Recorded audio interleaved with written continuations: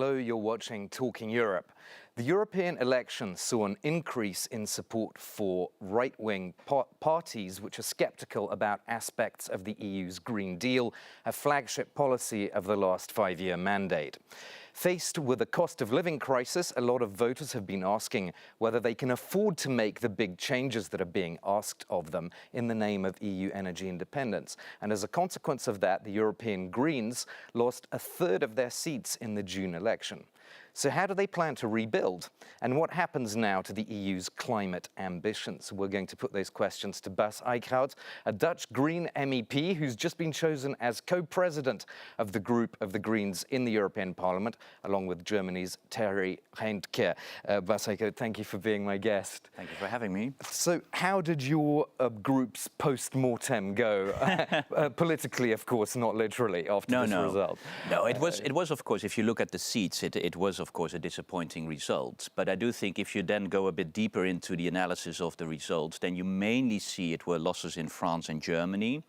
We did very well in Scandinavia. The Danish Greens were the biggest party in Denmark. We have increased our strength in the East, so first time ever MEPs elected in Croatia, in Slovenia, in Lithuania, Latvia.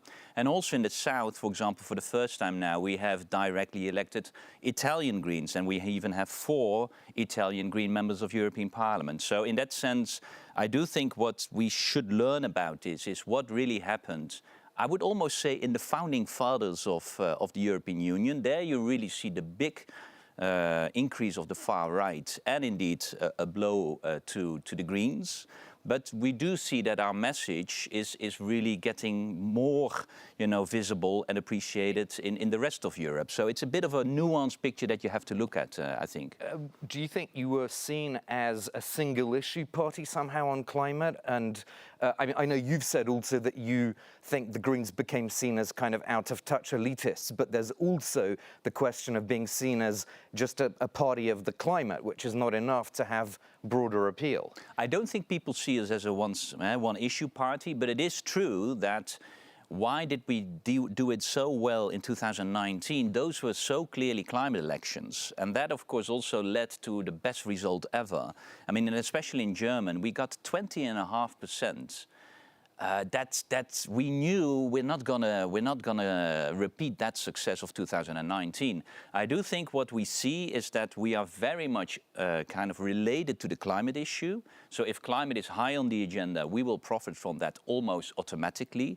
I think what we now have seen in these elections, that climate is still a concern of people, but they do want to know more the economic part of it, and they also are a bit more concerned about the security issue. So this is an assignment of the Greens also to make clear that the climate agenda is not just an environmental agenda. And there, the conclusion is that that message, we have not succeeded in each country to bring that across. So do you think you're going to be part of a broadly centrist coalition now here in the Parliament? Well, I do think that what we have also seen is there where we are doing it well is where we are also more cooperating with other progressives, basically. So I do think that in Europe, the progressive forces need to work more together. And I think that is, I think, an important message. For example, in the Netherlands, we even did it in a very intimate way. We even had one list, the Social Democrats and the Greens, but we resulted in being the #1 in the Netherlands as well. So there you do see that I do think progressive politics is still a message that is resonating, but I do think that people need to see that kind of climate concerns really go hand in hand with social concerns, and that can be, the same part of our solution. So which parts of the Green Deal do you think are most at risk from your perspective now with this rightward shift in the European Parliament? It depends a bit on who you ask, right? I mean, there are some far-right parties who really want to abolish entirely the Green Deal. Let me be very clear, because you had a question also on will you be part of a broader majority? We have been very clear in our messaging that if we look now at the challenges of Europe, looking at international situation of Europe in vis-à-vis Russia, but also American elections coming up, who knows Trump, the challenges for Europe are too big to play politics. So we do see that we need a stable majority at the European level because the challenges are too big to do a bit of gambling. However, for us, it's also very clear if we will be part of that majority, we will not accept backtracking on the Green Deal. The Green Deal, how it has been put forward, I know some people would like to pick and choose and get some elements out. That is not our intention. We need to build upon the Green Deal. Any specific red lines, which if they're crossed, you won't support a vote? No, we keep it in a general level because, I mean, in negotiations, as soon as you start becoming very specific on red lines, then some people who want you out immediately start pushing on that specific red line. So if you don't mind, I will not get too very concrete, but in general, sure. You're no staying a little bit flexible. Yes, because that's negotiations you have to. If you say we want to go into negotiations but I'm not flexible, then it's not a negotiation. So we can be flexible, but it's very clear we do not accept backtracking on the Green Deal. And speaking of a centrist coalition, what is your approach going to be to Ursula von der Leyen? What would it take for your group to support her in a confirmation hearing at the European Parliament? No, I think that if you listen now to Ursula von der Leyen, the current president, and who knows future president, then quite some priorities that she's mentioning, I do think are priorities that also get close to what we think is needed. So talking about security, talking about competitiveness. Well, in our vision, if we look at the future of European industry, it needs to be part of the Green Deal. And I do think that the Green Deal was very good in putting kind of a legislative framework, but was not so good in an investment agenda. And here I do think if you look at China, if you look at the United States, the green race is full on. So now some people say the Green Deal is the problem of our competitiveness. Well, I would say it's the opposite. It's kind of the lack of now putting an investment agenda on top of the Green Deal. That's the problem of our European industry. And that's where you're going to run into the battle between frugal members of the EU, I suppose, and those that are willing to spend more money. I mean, what do you think the Dutch government is going to say about a joint budget for certain green policies, for example? Well, you know, I'm not a huge fan of the incoming new government of the Netherlands. So they are very defensive, kind of, you know, the only thing we want from Europe is more space to destroy nature. We want an opt-out on migration. But there's a technocrat who's an incoming prime minister. Is that really his approach to things? Well, until now, he has said, I will follow the agreement of the 4 political parties. So he seems to more be a kind of a civil servant still that is now the executing office of this deal.